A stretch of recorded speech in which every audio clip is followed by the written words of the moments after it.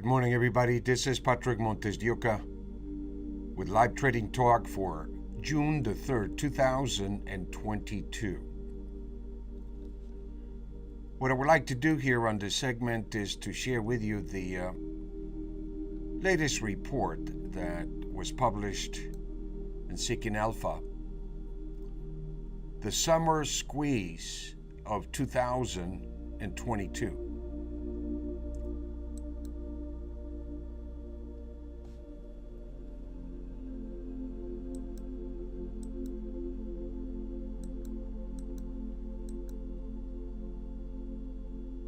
Summary. As interest rates rise, the economy is going to slow down. Until we can replace the lost grains in raw materials from Ukraine and Russia, food prices are going to rise sharply.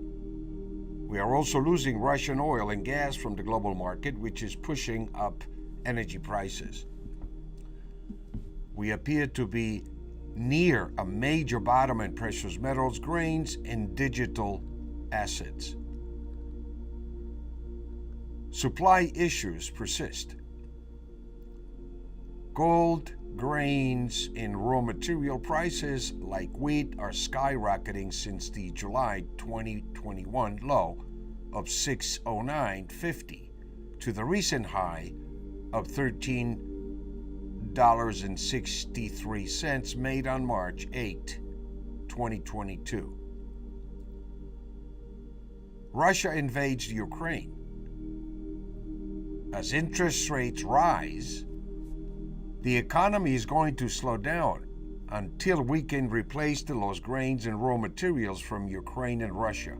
Food prices are going to rise sharply. We are also losing Russian oil and gas from the global market, which is pushing up energy prices. We appear to be near a major bottom in precious metals, grains, and global assets. The Fed cannot raise interest rates without pushing the world into a global recession. The 10-year note is already way up to around 3%. As rates have exploded, we have seen a major deleveraging in digital assets. We believe Bitcoin will be the one that emerges from the dust as the leader in digital assets. We have some volatility after the holiday on Monday. We are primarily short-term traders, day and swing trading. In our trading room, we focus on gold, silver, Bitcoin, and the NASDAQ for short-term trading based on our artificial intelligence algorithm, the variable changing price momentum indicator, and standard deviation.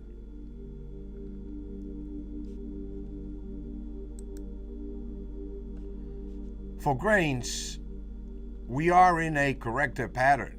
Wheat hit 1284 and is now down to 1113. The market has anticipated the reduction in production from Ukraine, so that has been factored into the market now.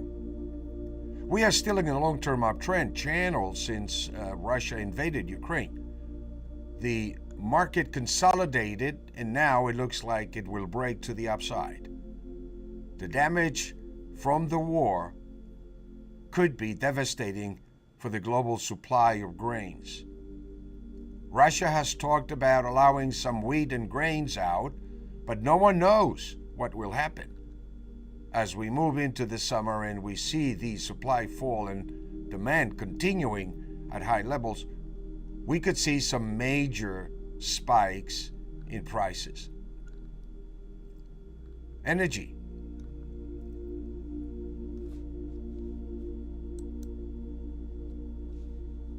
Crude oil supplies have also been drastically reduced, principally from Russia. Crude is already hitting $130. We consolidated from the high of 130, and now we're beginning to see the consequences of a possible cut of Russian crude oil and natural gas from the global market. Even if we have these supplies available, transportation is also a major issue. Diesel prices are way up, which is doubling the cost of moving almost every product to the market. Trucks are also suffering maintenance issues as supply chains fail to provide needed spare parts. President Biden is trying to persuade the Saudis and Venezuela to produce more crude, but with little success so far. The United States can produce enough oil for itself, but the global price of crude will still rise, even if we are self-sufficient in oil. The global market sets the price around the world. The price is not set in the United States alone. Interest rates.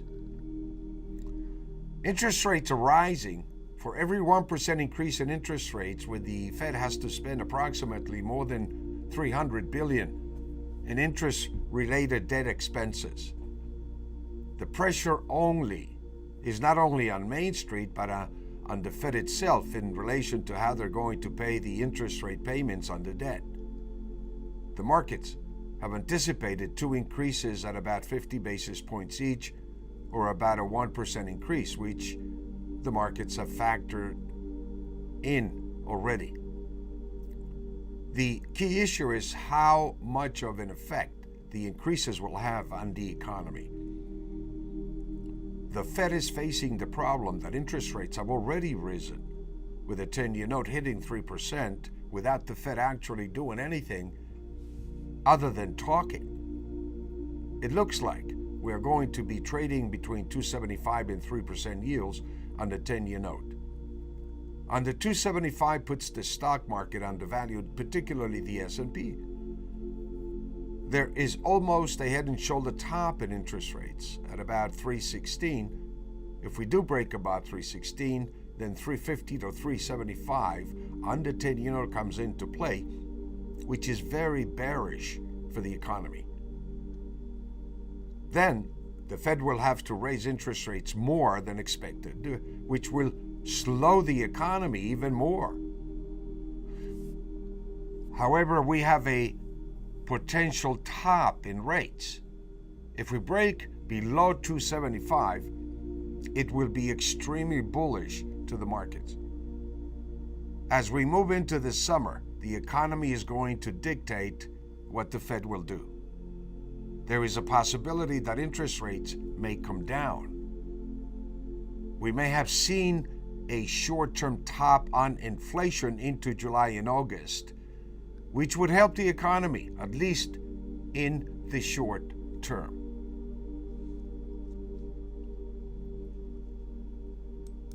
The latest report that came out today regarding the unemployment number is that the employers added about 390,000 jobs in May, and unemployment rate remains unchanged. And this is more or less the beginning, you might say, of the economy showing that it is in some sense slowing down. So obviously the pressure in interest rates going up is beginning to have some effect on possibly inflation before we see the peak numbers, before we see the July numbers, you might say, which I believe are going to be pretty high, particularly when we talk about energy and we talk about grains. I think we still have the summer to deal with regards to the completion of the crop, and also basically what's happening in this devastating war that we have between Russia and Ukraine.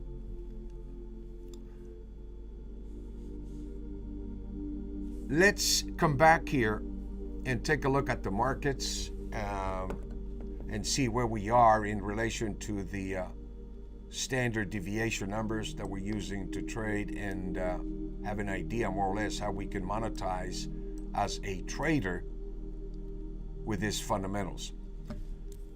I use the fundamentals simply to see where we are in that landscape, but what you can see sometimes is that the fundamentals lag the markets. The math of the market or the market itself would lead the way. And what we try to do basically is to identify the probability levels where those changes can occur. And we use the variable changing price momentum indicator, which is a Fibonacci structure that we use that identifies the extremes of standard deviation and where we can potentially see a reversion back to the mean. In this case, if we take a look at the NASDAQ yesterday, we made a high of 12,945.25, and we came into this area of what it's called resistance, particularly for the daily numbers. On the right, you see the red numbers. In red, the sell one level is 12,763. The second level is 12,978. And we pretty much came in within that zone that is in red. Number one, as you can see, it's in red. The red color identifies the extreme above standard deviation, and it provides us with pivot points that are activated by the algorithm that identifies trading opportunities by using the application and the logic of the VCPMI. And so in this case here, after we came down below 12,675, this was about 11 p.m. last night, the market went into a short trigger. And when the market goes into a short trigger from the extreme above that level of standard deviation, and in this case we're looking at a probability of 90% from the daily sell one level, that the mean reversion will unfold and will bring the market down to standard deviation. From 90% probability, it will bring it down to 50% probability and complete the target and the pattern. The short trigger from 12,875 completed the target at 12,609 at 5:45 a.m.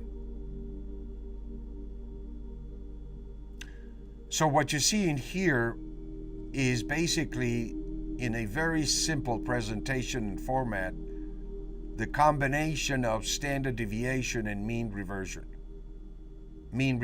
trading, which is what we do and which is what we teach to our traders here live in our Discord trading floor.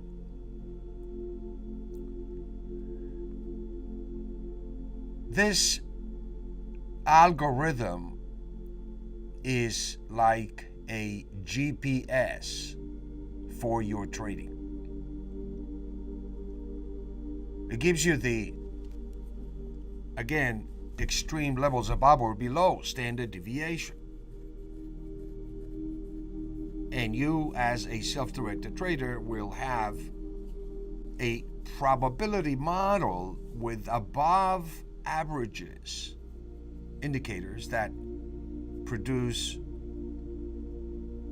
above average returns. And how you apply this is based upon your profile, based upon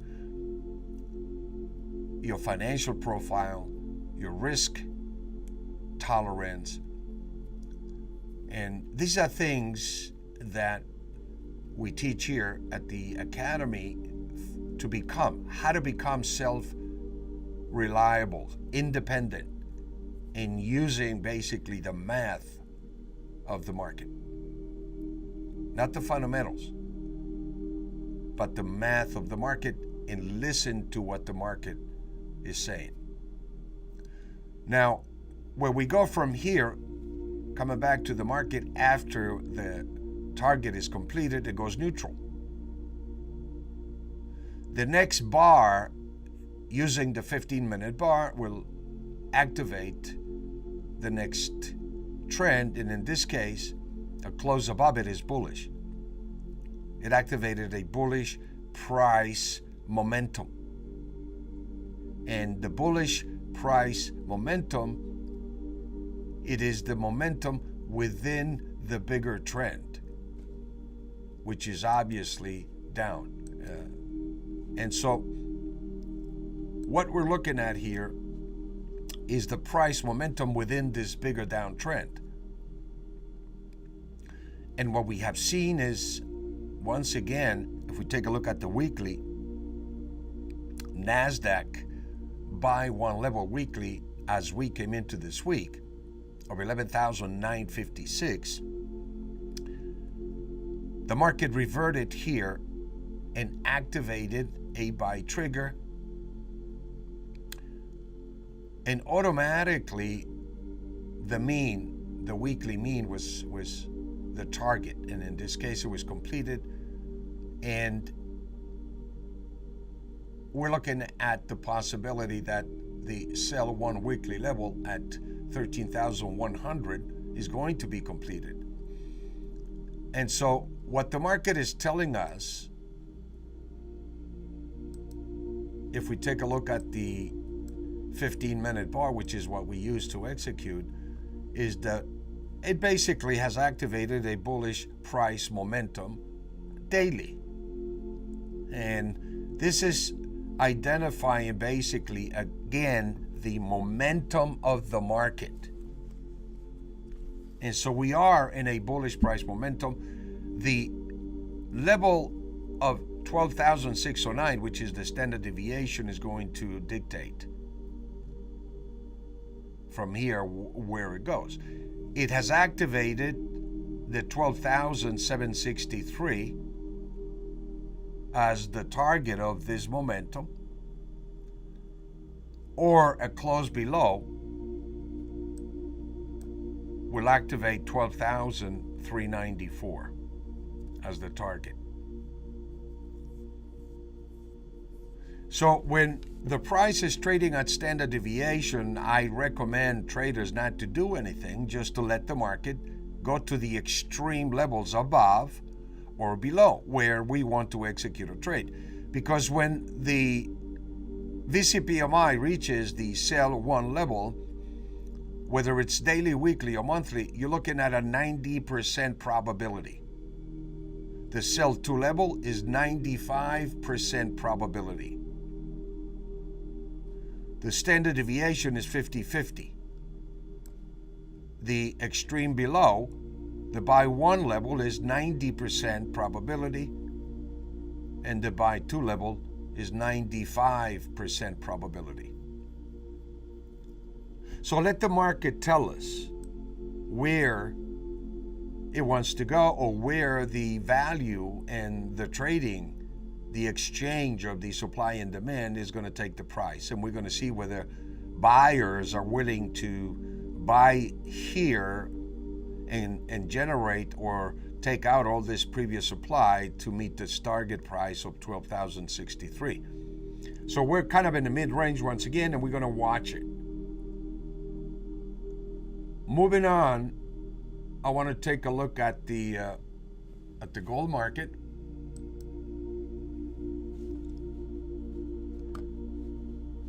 Which is showing us basically the same process here, that as we came into making a high of 1878 at 4:30 p.m. It entered and completed the weekly sell one level of 90% probability to the standard deviation.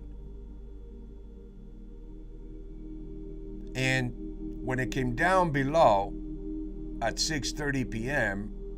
to close below here between 1874 by closing at 1873.50, it was a short trigger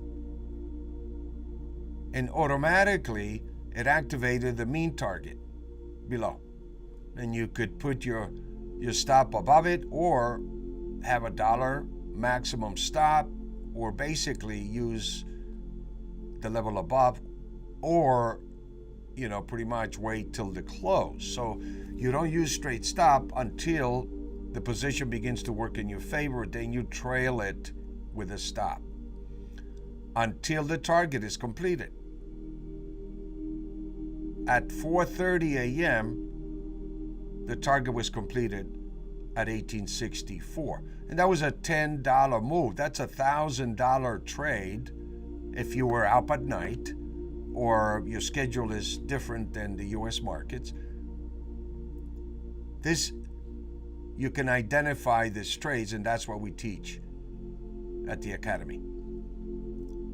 So the gold market seems that it has also completed the pattern. And now it's trying to define whether the market wants to move below standard deviation or above. At this level here, 1864, is the daily. The weekly standard deviation target activated is 1858. This is the target from the short trigger that we saw here, basically.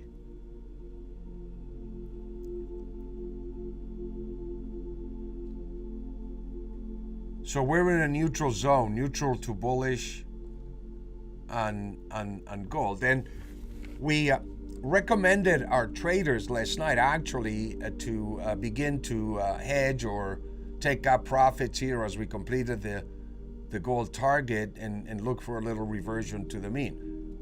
As the market is coming down below the daily 1864, it's just validating the previous signal, and the target that we're looking at is 1858 on the downside for the gold market.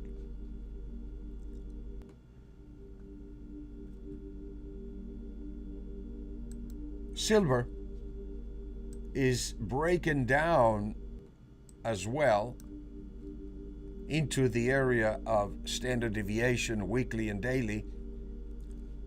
The same thing here with silver. It completed the weekly pattern, activated a short trigger. The target automatically is the mean below. 2209 is the target for silver.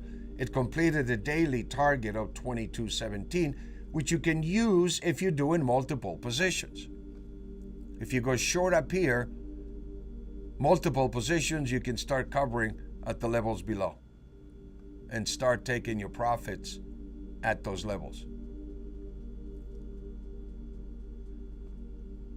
So pretty much we have neutral markets here today, coming down to the standard deviation. Let's take a look at Bitcoin and see what it's telling us here.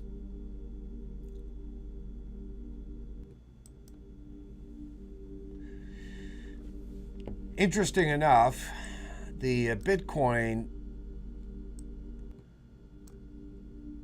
again, very following the same pattern, came into the area of distribution of supply, and the algorithm tells us that this is where you can probably find resistance or supply in the market.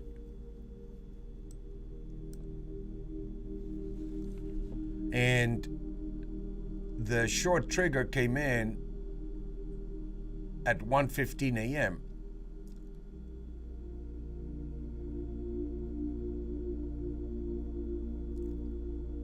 Automatically, it activates the mean target, the weekly of 29,097, which matches the daily buy to level of 29,095. It has completed the daily buy one target with 90% probability, and it has entered into an area in blue, which identifies that the market is reaching a fair value level on the daily. But it is in a bearish pattern within this range. And one of the rules basically that we teach at the Academy is that even though it activates a short trigger when you're in blue level, let's say buy 1 and buy 2 here, you don't take those short triggers. You wait and let the market resolve itself, because this weekly target is not yet completed of 29,097. So it's telling you wait, you're in an area of support, but wait until the price is activated or it's triggered and negates this by closing above 29,665. But even so, if it does, you got to remember that you're trading a daily buy trigger, counter trending a weekly short trigger. So again, the market seemed to be in a neutral zone. Let's continue to watch the market throughout the day, and we'll go from there.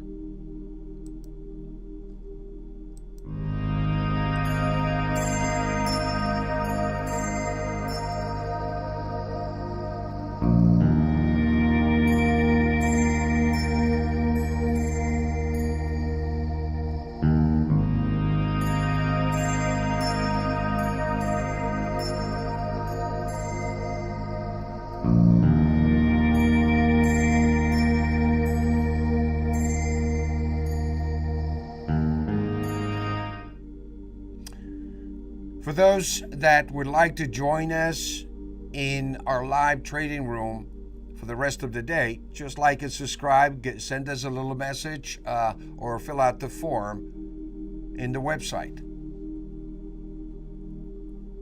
In the meantime, my friends, I sincerely want to wish you a great weekend. Be safe. Take care. We'll talk to you soon.